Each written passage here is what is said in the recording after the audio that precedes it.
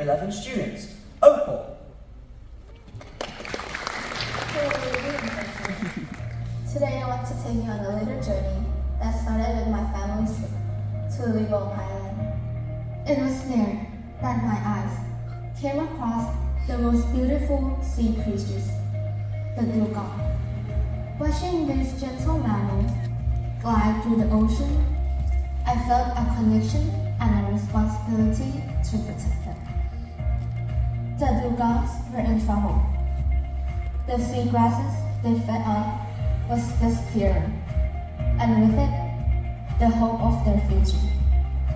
I knew I had to do something. That's when we met the talented artists of the Cowpop community. They craft the dugongs from 10 taro woods,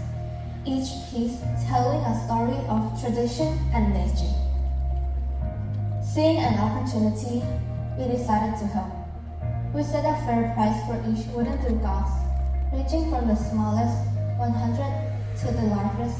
250 baht. These carvings were more than just art.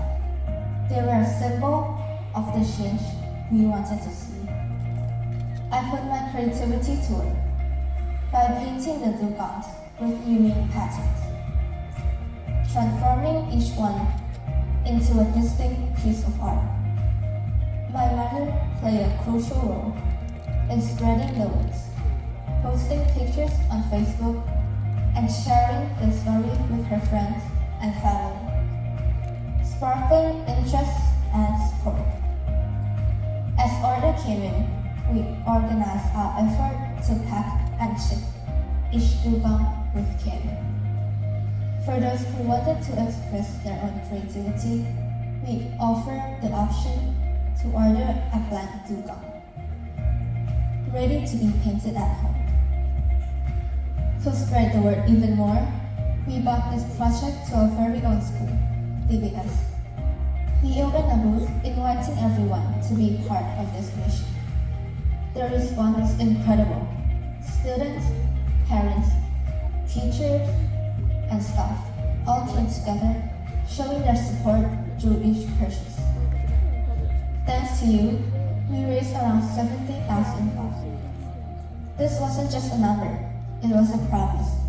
turned into action. We used these funds to plant new seagrasses, giving life to the dugongs, and home, and a chance for their population to recover, as well as the people in the Cowpop community to earn more income.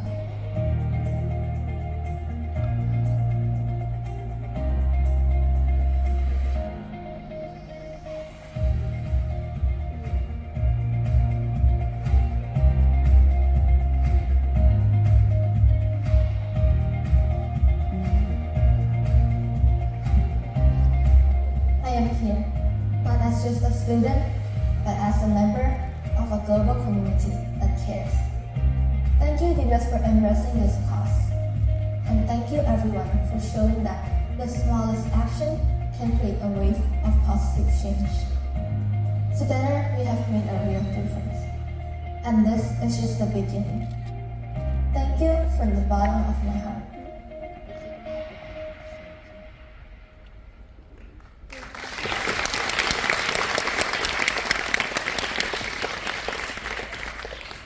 Wow, what a good video. For the first question is for you, Opal. What inspired you to launch this fundraising campaign, and what were some of the challenges? My inspiration was I went to the sea, the Dugong Island, and I met the people, the community, and they tell me the story of the dugong. So I was inspired by that and would like to take in some action. And the challenges that I faced was maybe like the communication with the native or the local people, and also the work process as well, that I have to like paint one by one and have to like hand it in time. Okay, so what lesson have you learned from this experience, and how do you hope it will inspire others to take similar actions? The lesson I learned was I learned a lot from like about the environment, the native people, the local, and what are they doing with like their life, and also like about the Dugongs and what's happening with them and the sea in general as well. And I would like people to inspire like by themselves, by their true passion, like go out to the nature and explore what they really like. Because me myself, I personally love the sea, so I go explore the sea often, and I make this like little community, which inspired me to launch this fundraising. And yeah. Thank you. For the first question is for you, Dr. Punipat. Could you elaborate on your role in working with Gok Libong and other specific initiatives or projects you have been involved in? Good morning, thank you very much. It's great to be here at DBS at this event today. I cannot be happier to see the caring citizens, caring students, caring families and school that talks about how can we make school a better place for birds and things like that. But for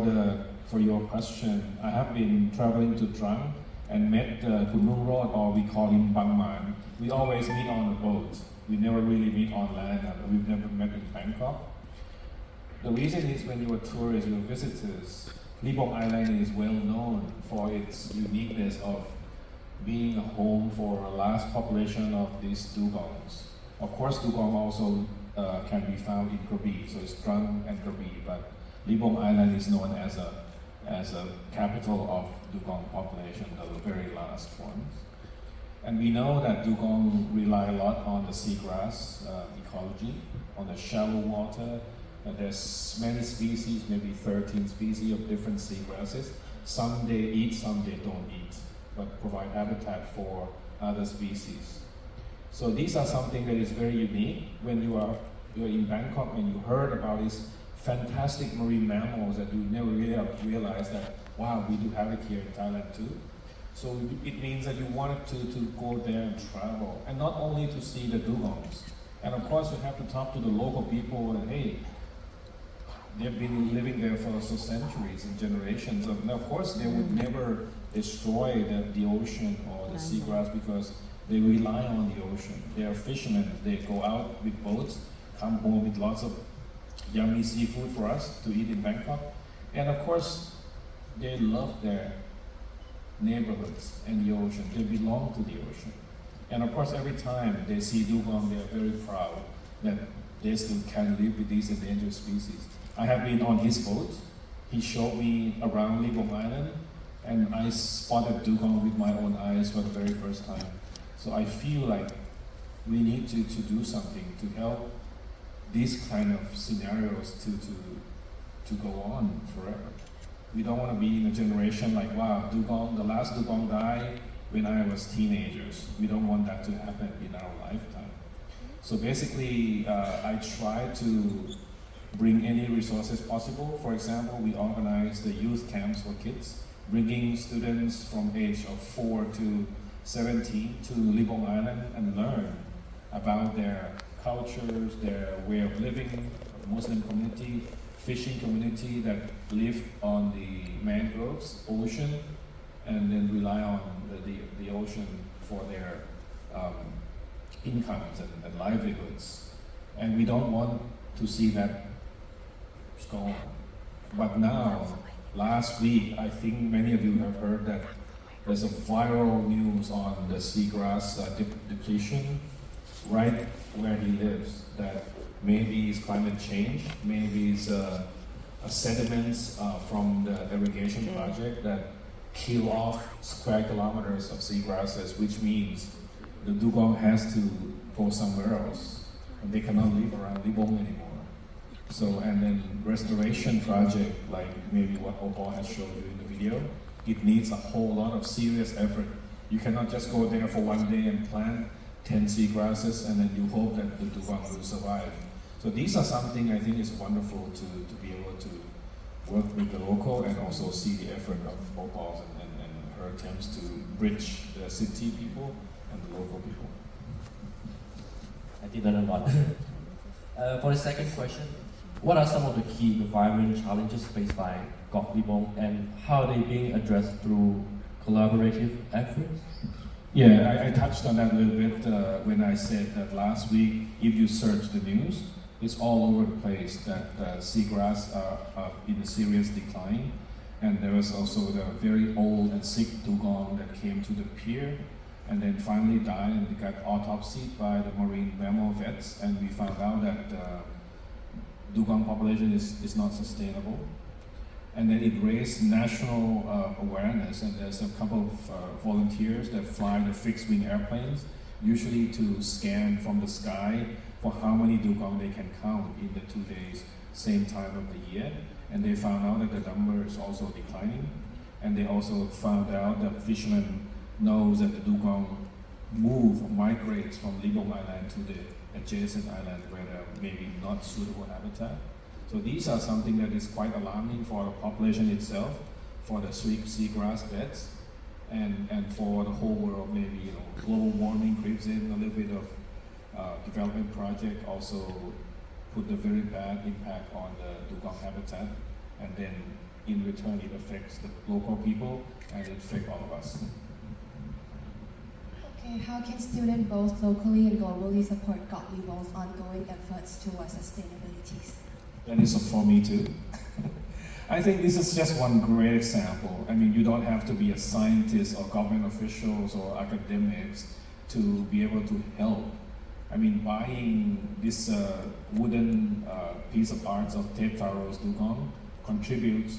directly to the community, and let the community decide what they can do with those resources. Sending the message out, select the right message, and sharing it with your classmates, your schoolmates, your families, or even on social media, help them tell the stories. Maybe they cannot tell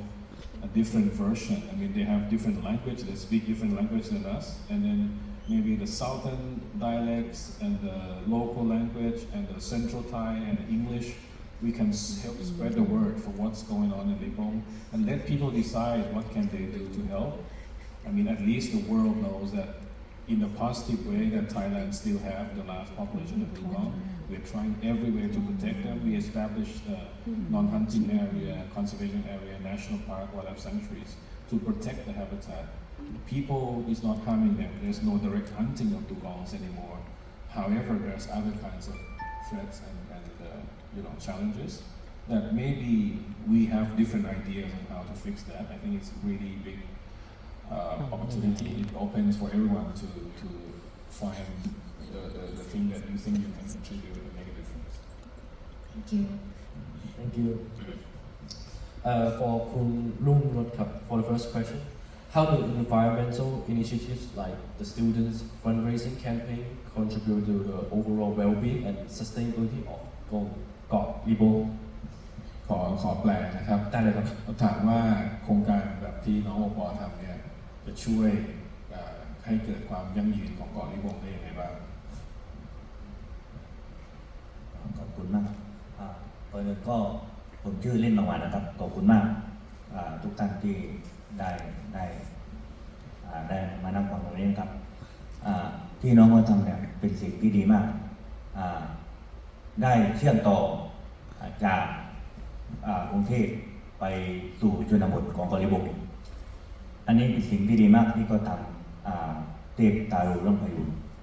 เรื่องราวของเราจริงๆแล้วเนี่ยอยู่ที่เกาะลิบงเนี่ยเราทำเรื่องหญ้าทะเลตามเรื่องหญ้าทะเลตอนนี้วิกฤตเรื่องพายุหญ้าทะเลเสียหายประมาณ 32,000 ไร่32,000 ไร่นะครับแล้วเราเนี่ยอยากให้ยั่งยืนไปถึงลูกหลานหรือว่าคนไทยทุกคนทรัพยากรหญ้าทะเลตัวเนี้ยไม่ใช่เฉพาะของบางมันคนเดียวนะครับเป็นของคนไทยทุกคนที่เราหวังว่าอยากฟื้นฟูหญ้าทะเลเพราะว่าหญ้าทะเลเนี่ยเป็นตัวกรองเป็นต้นไม้ในใต้ทะเลที่กรองให้กุ้งหอยปูปลาได้มาเพาะพันธุ์ได้มาไข่นะครับไม่ว่ากุ้งหอยปูปลาปูเนี่ยทุกอย่างถ้าเราไม่มีหญ้าทะเลไม่มีทรัพยากรตัวนี้ลูกหลานของเราเนี่ยบอกชัดเจนเลยว่าไม่มีอะไรจะกินตัวอย่างก็หอยยักษ์ตีนอย่างแรกเนี่ยหอยยักษ์ตีนเนี่ยชาวบ้านอาชีพหอยยักษ์ตีนนะครับวันหนึ่ง อ่าแต่ละคนเนี่ยอย่างต่ำเนี่ย 1,000 บาท หรือว่า 2,000 บาท แต่ตอนนี้เนี่ยหาไม่ได้สักกิโลเลย ไปหาแค่วันเดียวได้แค่ไม่ถึง 5 ตัวนะครับเพราะเนื่องจากว่าหญ้าวิกฤตเรื่องหญ้าทะเลผมก็ดีใจที่น้องมาทำสิ่งที่ดีอย่างนี้เหมือนบอกครับหญ้าทะเลเนี่ยเป็นตัวชี้วัดความอุดมสมบูรณ์ของพายุนที่เราได้เห็นภาพพายุนเนี่ยพายุนจริงๆแล้วน่ารักมากปีที่แล้ว183 ตัวแต่มาปัจจุบันณเดือนนี้เหลือ24 ตัวนะครับเราก็อนุรักษ์ในจังหวัดตรังเนี่ยนะครับจังหวัดตรังเนี่ยจังหวัดตรังมีเกาะแก่งอยู่ทั้งหมดเนี่ย46 เกาะหญ้าทะเล 30,000 กว่าไร่แล้วก็เรื่องทรัพยากรเนี่ยเราไม่ได้ทำหญ้าทะเลอย่างเดียวนะครับเราปล่อยธนาคารปูมาปลูกป่าโครงการเนี่ย300,000 ไร่นะครับแล้วก็เราทำเรื่องขยะด้วยคือทำทุกอย่างเรื่องไม่ว่าลดภาวะโลกร้อนคือทำทุกอย่างเกี่ยวกับเรื่องฟื้นฟูอนุรักษ์เพื่อเวลาคนกรุงเทพคนจังหวัดอยู่ที่ไกลๆเวลาไปเที่ยวจังหวัดตรังได้เจอแต่สิ่งที่ดีๆมีหญ้าทะเลมีปลายูนสมบูรณ์ได้กินปลาทูที่ไม่มีสารพิษที่ไม่มีไมโครพลาสติกเพราะตอนนี้เนี่ยมันหลายสิ่งหลายอย่างที่เกี่ยวกับเรื่องทะเลมันโดยที่ว่ามนุษย์ทำโดยไม่ตั้งใจหรือว่าตั้งใจนะครับเราก็พยายามฟื้นฟูแต่เป้าหมายของเราเนี่ยจริงๆเนี่ยเราก็อยากให้ยั่งยืนอยากให้ปลาทูไม่มีหญ้าไม่มีไมโครพลาสติกอยากให้หญ้าทะเลไม่วิกฤตต้องพยายามแก้ไขเรื่องจากฟื้นฟูการปลูกเพาะพันธุ์หญ้าทะเลนะครับก็ขอบคุณมากครับ Okay, I'll try to summarize some key points that Bang Man has said. First of all, he appreciated the opportunity to be invited to come here. Secondly, he said that Opal's project is one of the examples that serve as the bridge between the city people and his community in Dugong, which is several hundred kilometers away. He said that the importance of having dugongs and seagrass there is the highlight for a lot of things. Basically, the fertile seagrass beds that I have mentioned, that 13 species, he compared it as an underwater forest, like a marine forest, that does a lot of ecological jobs. Basically, it serves as a nursery and a habitat for a lot of seafood, shrimp, crabs, seashells, fishes, and everything else that nurse there, that grows there. And that is bring the income to the people. Even kids like your age can walk with a basket and collect this hoi chaktin, is one of the species of seashell. People cook them and use it for food. Daily, they can actually, if there's normal situation, normal seagrass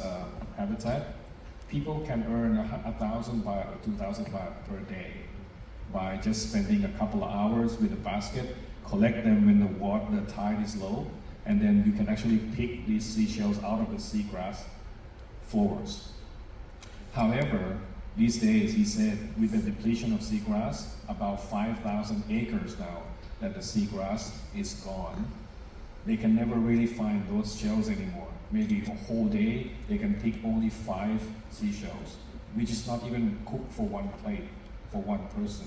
That shows that there's a serious impact after the seagrass ecology has been affected. He also mentioned that the community lives around 60,000 acres of mangroves. That also, mangrove is a kind of forest that bridge between the land forest and the coral reefs ecology. It also serves as a buffer zone for nursery of larger size of seafood. And he also would like to see a sustainability. It's the share word. In the opening, there's a student talking about sustainability. He also wants the same thing for his people. He doesn't want this kind of situation to last too long. And of course, he appreciates that the dugongs, the wooden dugongs with a piece of art, can be the reminders for the people who buys them or people who heard about the story to think about Drunk. Maybe inspire them to go down there and then see how people live their life and how the Dugong Island and the people on the shore actually manage their natural resources. And he would like to see that the Dugong population can be sustained. There are 46 islands in Drunk province, 30,000 rice of seagrass beds,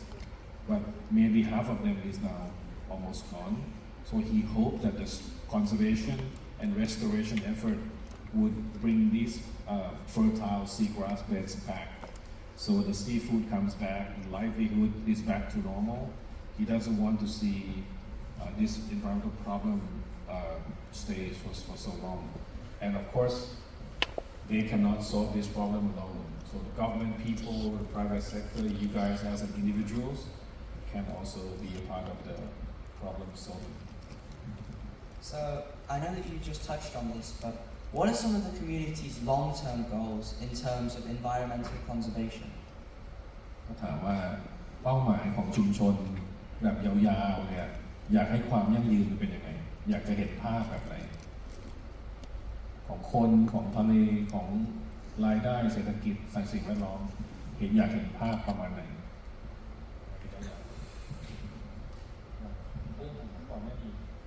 อยากเห็นภาพอะไรผมอยากเห็นภาพความยั่งยืนของเศรษฐกิจหรือว่าทรัพยากรมันต้องควบคู่กันไปมองถึงในอดีตทุกคนมีความสุขพูดถึงย้อนไปอดีตนั่นคือเป็นเป้าหมายที่เราไม่เคยลืมเราเดินออกจากบ้านหน้าชายหาดไม่เกิน19เราก็หาปลาได้แล้วเพราะว่าความอุดมสมบูรณ์มีทุกอย่างเลยไม่ว่ากุ้งหอยปูปลานะครับแล้วก็ภาพสมัยก่อนตอนเด็กเนี่ยมีครบทุกอย่างเลยอยากให้เป็นเหมือนสมัยก่อนเหมือนคนในหมู่บ้านไม่มีการทะเลาะกันไม่มีการแบ่งแยกกันมีความเอื้อเผื่อแผ่กันนี่ย้อนถึงในอดีตที่ผมเคยเป็นเด็กมาจำความได้นั่นเลยครับคืออนาคตของผมเนี่ยแต่ปัจจุบันนี้มันมาเปลี่ยนแปลงตรงที่ว่าสิ่งแวดล้อมบังคับแต่ว่าจิตใจของคนเราก็มีเป็นสิ่งที่ดีๆที่มีสิ่งดีๆหลงเหลืออยู่บ้างก็เนื่องจากเราทำสิ่งที่ดีโดยใช้เราปลูกจิตสำนึกตอนนี้เนี่ยปลูกจิตสำนึกเด็กเราจะหาคนรุ่นใหม่มาแทนที่คนแก่คนเก่าที่เคยอนุรักษ์เรื่องทรัพยากรถ้าเราไม่มีทรัพยากรเนี่ยเราก็อยู่ไม่ได้ลูกหลานเราก็อยู่ไม่ได้อนาคตหรือว่า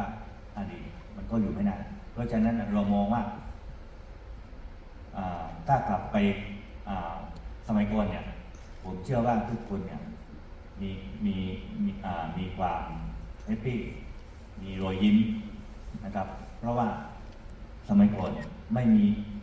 มีการทำลายอะไรน้อยมาก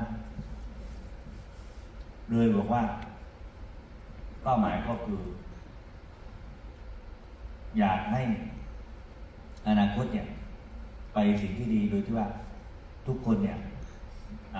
มีรายได้หญ้าทะเลกลับมาเหมือนเดิมกุ้งหอยปูปลากลับมาเหมือนเดิมแต่เราก็ฝันตรงนั้นผมว่าความฝันตรงนี้เนี่ยอนาคตที่ว่าทุกคนที่มีรอยยิ้มเนี่ยไม่ว่าหอยยักษ์ตีนที่หายไปปลาทูที่หายไปหญ้าทะเลที่หายไปปูม้าที่หายไปแต่เราทำเรื่องรักมันกลับมาเหมือนเดิมพอกลับมาเหมือนเดิมปุ๊บเนี่ยท้องทะเลกลับมาเหมือนเดิม เด็กทุกคนไม่ว่าผู้ใหญ่คนแก่อะไรก็มีความสุขก็ได้กินที่กลับมาเหมือนเดิมผมมองว่าน่าจะกลับมาเหมือนเดิมครับเพราะว่าจังหวัดตรังเนี่ย119 กิโลนะครับ119 กิโลที่เราดูแลเรื่องทรัพยากรอยู่แล้วไม่ใช่เฉพาะบางมันคนเดียวในจังหวัดตรังเนี่ยเรามีเครือข่าย15 หมู่บ้านทุกคนช่วยดูแลเรื่องทรัพยากรขอบคุณมากครับ His answer is that he has a dream or vision for this future scenario of sustainability of Trang province. There are 65 villages in this network who's now caring for the environment. He has a dream, he has a picture of sustainability that is balanced between economic growth and also environmental quality. He hopes that all the environmental degradation can be reversible from the conservation and restoration efforts. So the picture goes back to when he was a kid, that he can only walk 1 minute from his house and there's a fish for him to put it on the plate as a lunch or dinner. He wants to see that picture come back. Everyone has enough to share. There's no fighting, there's always kindness and sharing amongst the community, and there's no competition. That you have to build a new boat and go far away so you can catch more fish and catch more cuttlefish and crabs. And it's always a competition, and it doesn't bring peace. So he doesn't want to see that happen in the community. Also that he wants to see the fertile seashore, seagrass beds, ocean, seafood comes back, so people have enough to share once again, just like when he was a kid. And he thinks that by working together, not him alone or only leaders, but everyone involved for the whole province of Trang and also the people of Southern Thailand, people in Bangkok, supporting them. Of course, he welcomes economic growth, he welcomes tourists, but where is the balance that the development or tourism doesn't put the negative cost on the environmental qualities? Okay, thank you so much คุณรุ่งรสดรกุลิพัฒน์และปพนะครับขอบคุณมากครับคุณรุ่งรสดรกุลิพัฒน์ขอบคุณมากครับ We would now like to take a moment to present a check for over 60,000 baht raised from Opal's incredible initiative.